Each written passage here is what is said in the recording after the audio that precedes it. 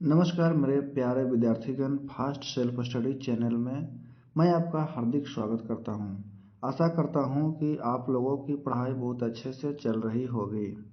आज हम लोग पढ़ने वाले हैं करंट अफेयर्स के सीरीज नंबर 1, जो पिछले 6 माह तक के प्रश्नों को देखेंगे। आइए चलते हैं प्रश्न की ओर। पहला प्रश्न कहता है कि टेस्ला के ह्यूमनॉइड रोबोट का नाम क्या है। तो टेस्ला के ह्यूमनॉइड रोबोट का नाम ऑप्टिमस है। ऑप्टिमस। टेस्ला के ह्यूमनॉइड रोबोट का नाम क्या है? ऑप्टिमस।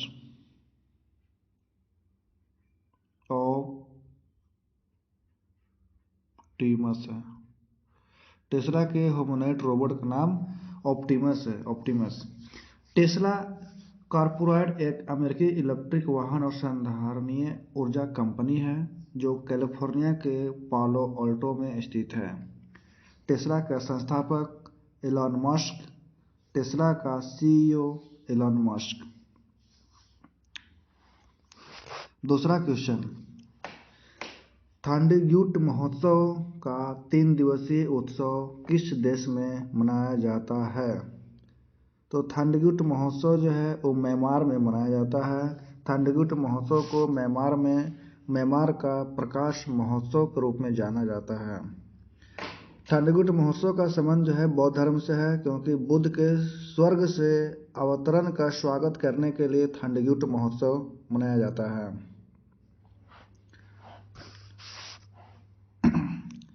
थंडरग्यूट महोत्सव म्यांमार। आइए चलते हैं तीसरा क्वेश्चन। तो तीसरा क्वेश्चन में है, राष्ट्रीय शिक्षा नीति 2020 किस ग्रेड से व्यावसायिक शिक्षा को मुख्य शिक्षा में एकत्रित करने पर जोर देती है? तो इसका आंसर हो जाएगा ग्रेड 6। राष्ट्रीय शिक्षा नीति 2020 ग्रेड 6 से व्यावसायिक शिक्षा को मुख्य शिक्षा में एकत्रित करने पर जोर देती है। भारत सरकार ने राष्ट्रीय शिक्षा नीति 2020 को 29 जुलाई 2020 को घोषित किया था। राष्ट्रीय शिक्षा नीति 2020 1986 के राष्ट्रीय शिक्षा नीति का संशोधित रूप है। राष्ट्रीय शिक्षा नीति 2020 डॉक्टर कृष्णस्वामी कस्तूरीरंगन की अध्यक्षता वाली समिति की रिपोर्ट पर आधारित है। राष्ट्रीय शिक्षा नीति 2020 डॉक्टर कृष्णस्वामी कस्तूरीरंगन की अध्यक्षता वाली समिति की रिपोर्ट पर आधारित है। डॉक्टर कृष्णस्वामी कस्तूरीरंगन केरला के हैं। कहाँ के हैं? केरला के हैं, जो अंतरिक्ष वैज्ञानिक तथा राज्यसभा के सांसद भी हैं। डॉक्टर कृष्णस्वामी कस्तूरीरंगन केरला के हैं, जो अंतरिक्ष वैज्ञानिक तथा राज्यसभा के सांसद भी हैं। राष्ट्रीय शिक्षा नीति के तहत केंद्र व राज्य सरकार के सहयोग से शिक्षा क्षेत्र पर देश की सकल घरेलू उत्पाद के 6% के बराबर निवेश का लक्ष्य रखा गया है। आगे चलते हैं चौथा क्वेश्चन की तरफ। चर्चा में रहने वाले लिस्बन घोषणा किस इकाई के संरक्षण से संबंधित है? तो चर्चा में रहे लिस्बन घोषणा जो है वो महासागर के संरक्षण से संबंधित है। महासागर के संरक्षण से संबंधित है। लिस्बन घोषणा में समुद्री प्रदूषण को कंट्रोल करना, कम करना और रोकने पर काम करने की सहमति हुए हैं। पांचवी क्वेश्चन, भारत सरकार द्वारा संचालित कौन सा निगम Asia transition finance study group में शामिल होने वाला पहले सदस्य बन गया है? क्वेश्चन है कि भारत सरकार द्वारा संचालित कौन सा निगम Asia transition finance study group में शामिल होने वाला पहला सदस्य बन गया है? तो इसका आंसर है power finance corporation limited. Power finance corporation limited. यह पावर फाइनेंस कॉरपोरेशन लिमिटेड महारत्न कंपनी है। महारत्न कंपनी है। छठा, क्वेश्चन नंबर 6 हो गया कि वर्तमान में विश्व के सबसे ऊंची मोटर वाहन चलने योग्य सड़क कौन सी है। वर्तमान में विश्व के सबसे ऊंची मोटर वाहन चलने योग्य सड़क कौन सी है। तो ये सड़क है उमा लिंगला दर्रा। कौन है? उमा लिंगला दर्रा। उमा लिंगला दर्रा पूर्वी लद्दाख में है। कहाँ है? पूर्वी लद्दाख में है। पूर्वी लद्दाख में है उमा लिंगला दर्रा जो है, इसका निर्माण BRO ने किया है। BRO ने किया है। उमा लिंगला दर्रा का निर्माण BRO ने किया है। BRO का मतलब border road organisation. Border road organisation. उमा लिंगला दर्रा जो है वो लद्दाख में चिसुमले गांव है। चिसुमले गांव से डेमचौक गांव को जोड़ती है। चिसुमले गांव को डेमचौक गांव से जोड़ती है। उमा लिंगला दर्रा प्रोजेक्ट हिमांक के तहत बनी है। उमा लिंगला दर्रा जो है कौन से प्रोजेक्ट के तहत बना है? तो प्रोजेक्ट हिमांक के तहत बना है। प्रोजेक्ट हिमांक जम्मू कश्मीर के लद्दाख क्षेत्र में कार्यान्वित की जा रही BRO की एक परियोजना है। कौन सा परियोजना है? BRO की एक परियोजना है। प्रोजेक्ट हिमांक की शुरुआत 1985 में किया गया था। प्रोजेक्ट हिमांक की शुरुआत जो है 1985 में किया गया था। प्रोजेक्ट हिमांक की शुरुआत। आप लोगों से 2 क्वेश्चन पूछता हूँ कि फोटुला दर्रा किसको से जोड़ता है। दूसरा, खारदुंगला दर्रा किसको जोड़ता है। तो फोटुला दर्रा जो है वो लेह को कारगिल से जोड़ता है। फोटुला दर्रा लेह को कारगिल से जोड़ता है। और खारदुंगला दर्रा लद्दाख को सियाचिन ग्लेशियर से जोड़ता है। खारदुंगला दर्रा लद्दाख को सियाचिन ग्लेशियर से जोड़ता है। विश्वास का पुनर्निर्माण और वैश्विक एकजुटता को फिर से जागृत करना।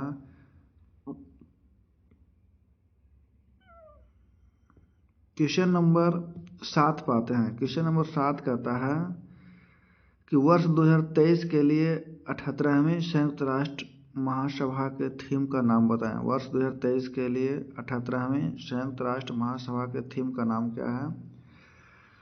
तो यहाँ पे संयुक्त राष्ट्र महासभा, संयुक्त राष्ट्र संघ की स्थापना 24 अक्टूबर 1945 को हुई थी। संयुक्त राष्ट्र संघ का मुख्यालय न्यूयॉर्क में मैनहट्टन द्वीप पर है। संयुक्त राष्ट्र संघ की आधिकारिक भाषा अरबी, चीनी, अंग्रेजी, फ्रांसीसी, रूसी और स्पेनिश है। संयुक्त राष्ट्र संघ के 78वें बैठक के जो थीम है उसका थीम यह है कि विश्वास का पुनर्निर्माण और वैश्विक एकजुटता को फिर से जागृत करना। वैश्विक एकजुटता को फिर से जागृत करना। संयुक्त राष्ट्र संघ के 6 प्रमुख अंग हैं। पहला महासभा, दूसरा सुरक्षा परिषद, तीसरा आर्थिक और सामाजिक परिषद, चौथा सचिवालय, पांचवा अंतर्राष्ट्रीय न्यायालय, छठा संयुक्त राष्ट्र न्याय परिषद।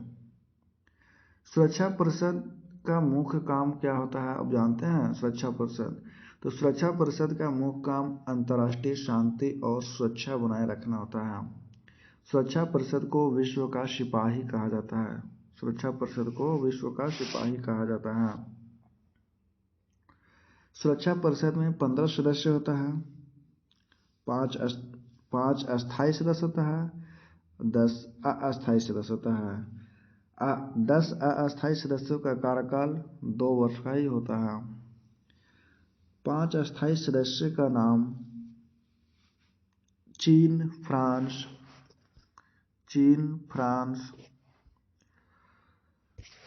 रूस, ग्रेट ब्रिटेन, USA। चीन, फ्रांस, रूस, ग्रेट ब्रिटेन और USA।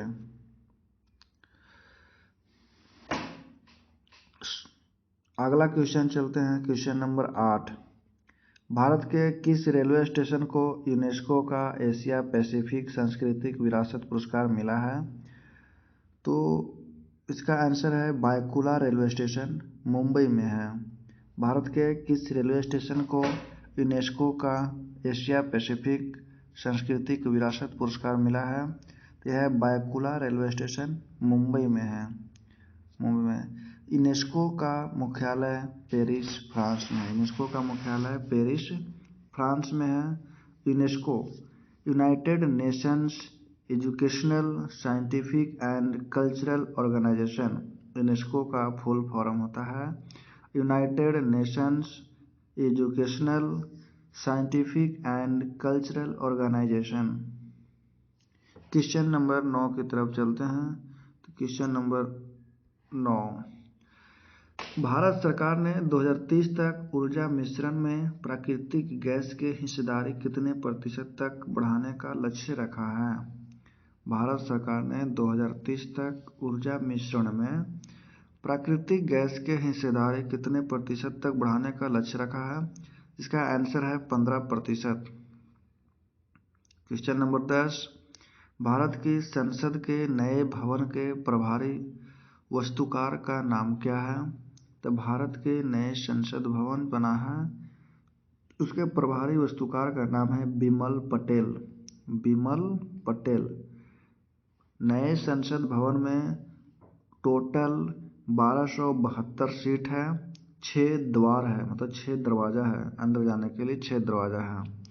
नए संसद भवन में लोकसभा के 888 सीट है और राज्यसभा के 384 सीटें हैं। टोटल 1272 सीट है। प्रधानमंत्री नरेंद्र मोदी ने पुराने संसद भवन का नाम को जो है संविधान सदन रखने का सुझाव दिया है। प्रधानमंत्री नरेंद्र मोदी जो है वो पुराने संसद भवन का नाम को संविधान सदन रखने का सुझाव दिया है।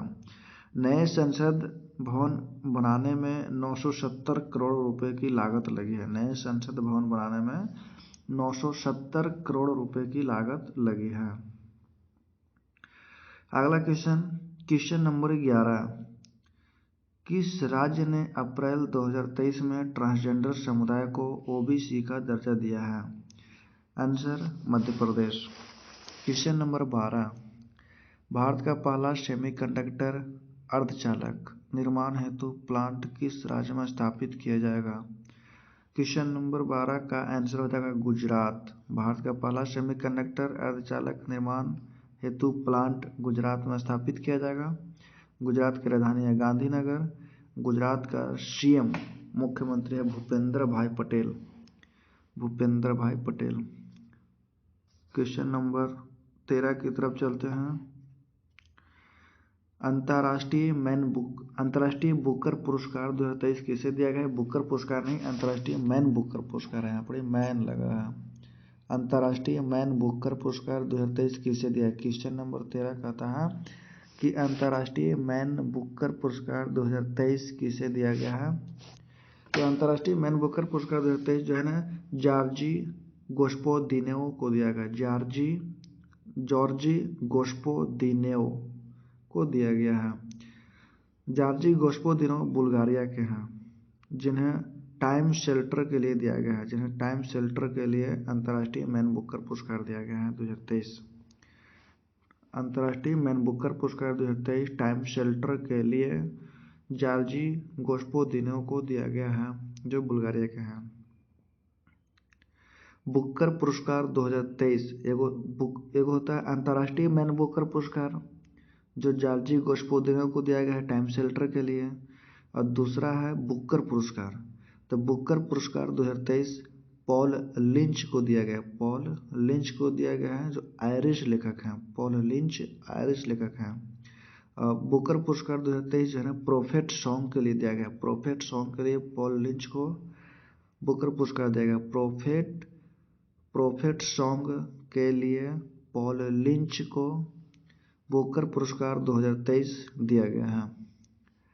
ट्विटर के नया सीईओ मुख्य कार्यकारी अधिकारी कौन है? ट्विटर के नाम जो है ना, ट्विटर के नाम सुने होंगे। तो ट्विटर के नया सीईओ मुख्य कार्यकारी अधिकारी कौन है? तो ट्विटर के नया सीईओ लिंडा याकारिनो है। लिंडा याकारिनो लिख देता हूँ। लिंडा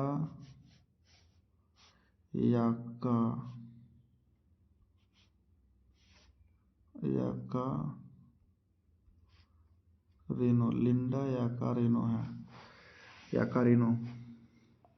ट्विटर के नया सीईओ बना है लिंडा याकारिनो।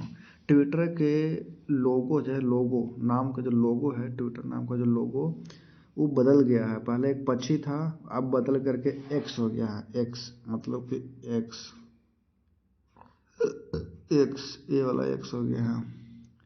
ट्विटर के नया जो लोगो है एक्स हो गया, एक्स अंग्रेजी के एक्स अक्षर है वो एक्स हो गया है। भारत ने किस देश के साथ मिलकर नेट जीरो इनोवेशन वर्चुअल केंद्र बनाने की घोषणा किया है? भारत ने क्वेश्चन नंबर 15, भारत ने किस देश, क्वेश्चन नंबर 15,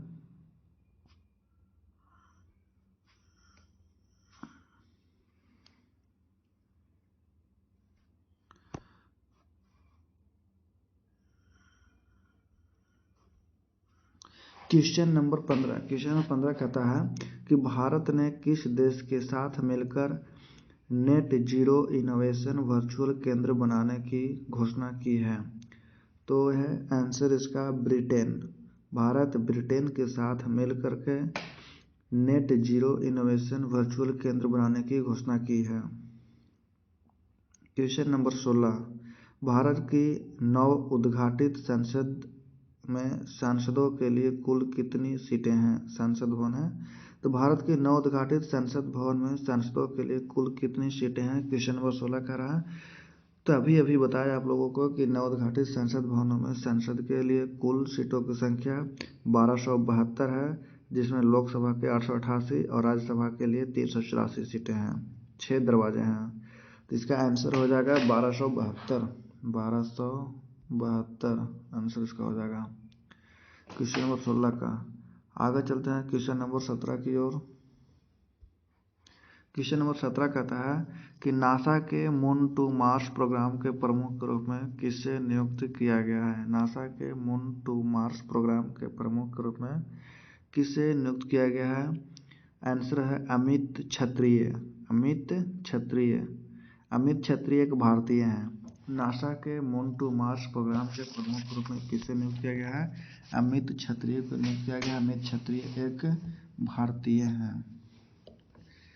क्वेश्चन नंबर 18, युवाओं को कौशल प्रदान करने के लिए भारत के विभिन्न राज्यों में कितने कौशल भारत अंतर्राष्ट्रीय केंद्र स्थापित किए जाएंगे?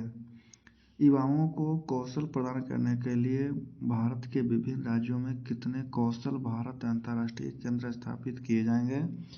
क्वेश्चन नंबर 18 के आंसर हो जाएगा 30।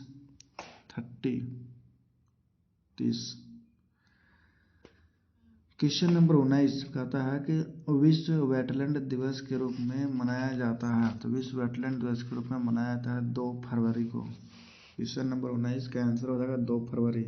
विश्व वेटलैंड दिवस 2 फरवरी। नदियों, झीलों, तालाबों आदि की खराब स्थिति बढ़ते जा रहा था, दयनीय होते जा रहा था, दर्दनाक होते जा रहा था। इसीलिए 2 फरवरी 1971 ईस्वी में ईरान के रामसर में वेटलैंड कन्वेंशन आर्द्रभूमि सम्मेलन हुआ। वेटलैंड कन्वेंशन आर्द्रभूमि सम्मेलन हुआ, जिसमें यह फैसला लिया गया कि अब नदियों, झीलों, तालाबों आदि को प्रदूषण से बचाया जाए और 2 फरवरी को इसे वेटलैंड दिवस में मनाया गया। 2023 तक भारत में 75 रामसर साइट हैं। भारत में रामसर साइटों की संख्या 2023 तक कितना थे? तो 2023 दिसंबर तक 75। भारत में रामसर साइटों की संख्या 75 है। भारत में रामसर साइटों की संख्या कितना है? 75। सबसे ज़्यादा रामसर स्थल कहाँ है? तो सबसे ज़्यादा रामसर स्थल तमिलनाडु में है, 14। सबसे ज़्यादा रामसर स्थल तमिलनाडु में है, 14। भारत में आर्द्रभूमि का सबसे बड़ा क्षेत्रफल कहाँ है? तो है लक्षद्वीप में है, 96.12%। भारत में सबसे ज़्यादा आर्द्रभूमि का क्षेत्रफल कहाँ है? तो लक्षद्वीप में है, 96.12%। उसके बाद अंडमान निकोबार द्वीप समूह में है 18.52%। तीसरा नंबर पर है दमन और दीव 18.46%। चौथा नंबर पर है गुजरात 17.56%। क्वेश्चन नंबर 20 की तरफ चलते हैं। जननी सुरक्षा योजना का प्रमुख उद्देश्य क्या है? जननी सुरक्षा योजना का प्रमुख उद्देश्य है मातृ मृत्यु दर को कम करना। मातृ मृत्यु दर को कम करना जननी सुरक्षा योजना का प्रमुख उद्देश्य है मातृ मृत्यु दर माता मृत्यु दर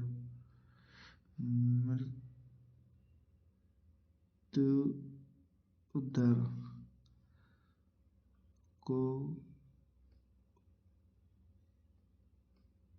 कम करना और दूसरा नवजात मृत्यु दर में कम करना।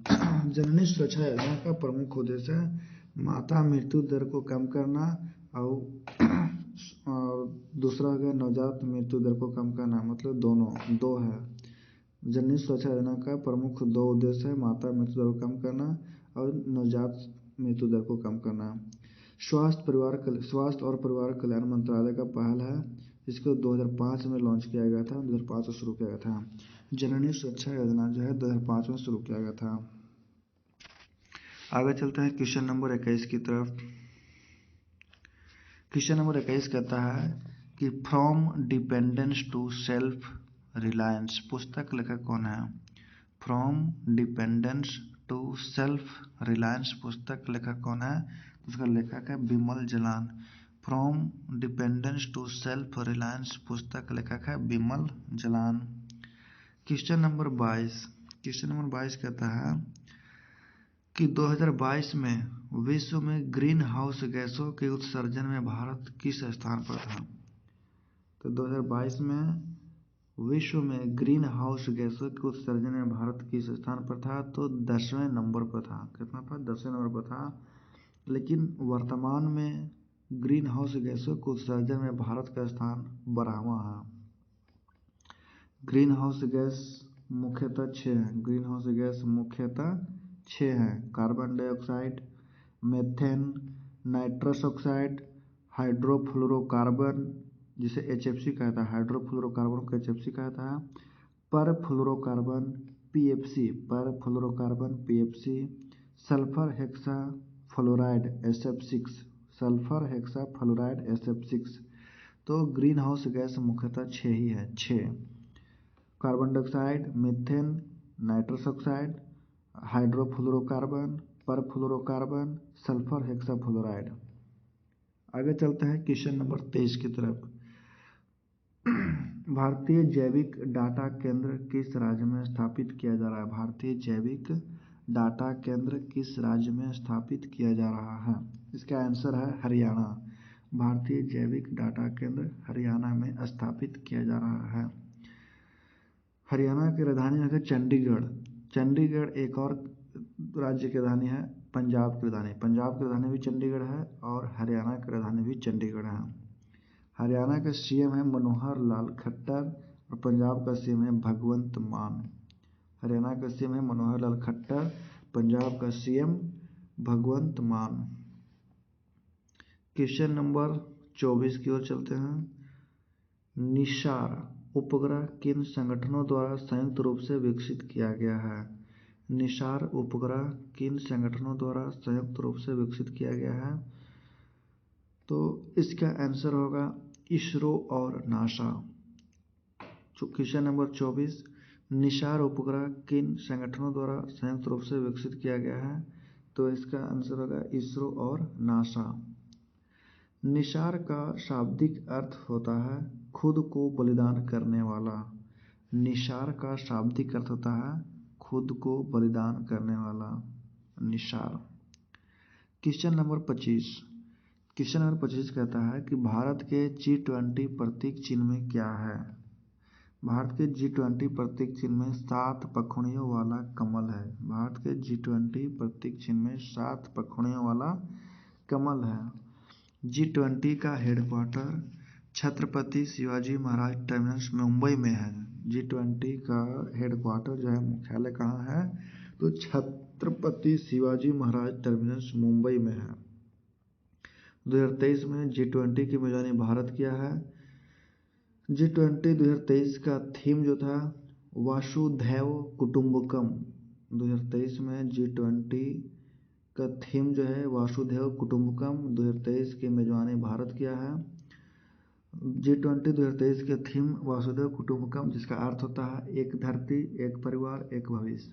वासुधैव कुटुंबकम थीम का अर्थ होता है एक धरती, एक परिवार, एक भविष्य। G20 की स्थापना 2008 में हुई। पहली बैठक अमेरिका में हुआ था। G20 की स्थापना 2008 में हुई। पहली बैठक अमेरिका में हुआ था। G20 2024 की अध्यक्षता ब्राज़ील को दिया गया है। प्रधानमंत्री नरेंद्र मोदी ने G20 2023 की मेजबानी के समापन के दौरान अध्यक्षता को ब्राज़ील के राष्ट्रपति लुइज इनासियो लुला दा सिल्वा को सौंपा। क्वेश्चन नंबर 26 की ओर चलते हैं। क्वेश्चन नंबर 26 कहता है कि किस स्कॉर्पियन श्रेणी के पनडुब्बी को जनवरी 2023 में भारतीय नौसेना में शामिल किया गया है? तो इसका आंसर है INS वागीर। INS वागीर। किस स्कॉर्पियन श्रेणी के पनडुब्बी को जनवरी 2023 में भारतीय नौसेना में शामिल किया गया है? INS Vagir. INS Vagir. Question number 27 की ओर चलते हैं कि भारत की पहली कार्बन रजिस्ट्री का नाम क्या है? तो उसका नाम है CRI। भारत की पहली कार्बन रजिस्ट्री का नाम है CRI।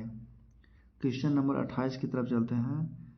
तो राष्ट्रीय अंतरिक्ष दिवस कब मनाया जाता है? राष्ट्रीय अंतरिक्ष दिवस 23 अगस्त को मनाया जाता है। राष्ट्रीय अंतरिक्ष दिवस 23 अगस्त को मनाया जाता है।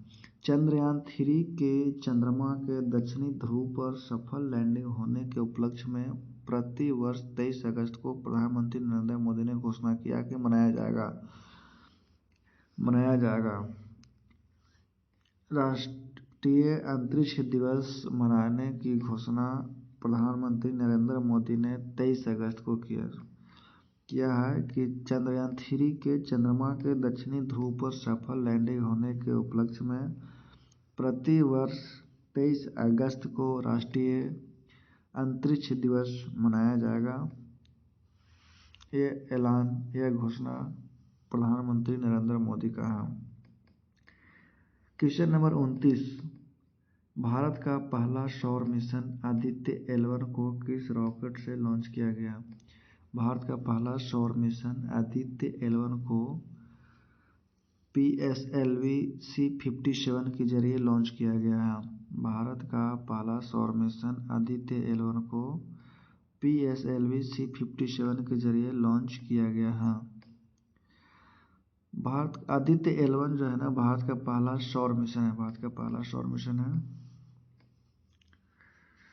चलते हैं क्वेश्चन नंबर 30 की तरफ। क्वेश्चन नंबर 30 कहते हैं कि मंगलयान 2 को कब लॉन्च किया गया? मंगलयान 2 को 2024 में लॉन्च किया जाएगा। मंगलयान 2 को कब लॉन्च किया जाएगा? तो मंगलयान 2 को 2024 में लॉन्च किया जाएगा। मंगलयान प्रथम को नवंबर 2013 में लॉन्च किया था। मंगलयान प्रथम नवंबर 2013 में लॉन्च किया गया था। मंगलयान प्रथम नवंबर 2013 में लॉन्च किया गया था। मंगलयान प्रथम को सफल होने के साथ ही भारत विश्व में अपने प्रथम प्रयास से सफल होने वाला पहला देश बन गया। विश्व प्रथम मंगल ग्रह पर अपना लक्ष्य प्राप्त करने के लिए मंगल ग्रह पर जो है ना पहले प्रयास में भारत लक्ष्य हासिल किया, जिसके कारण जो है विश्व में पहला देश बन गया है। मंगल ग्रह पर पहुंचने वाला विश्व में चौथा देश भारत है। 3 अन्य है रूस, USA और यूरोप, और चौथा देश भारत है। आज का सेशन समाप्त होता है। 30 मिनट में 30 क्वेश्चन फटाफट आप लोगों को बता दिए हैं और आप लोग अच्छे से इसे नोट कर लीजिए, पढ़ लीजिए, याद कर लीजिए। बहुत इंपॉर्टेंट क्वेश्चन है जो 6 महीने पिछले 6 महीनों का क्वेश्चन इसमें डाला गया है। आगे भी आएगा सीरीज इसका चलेगा।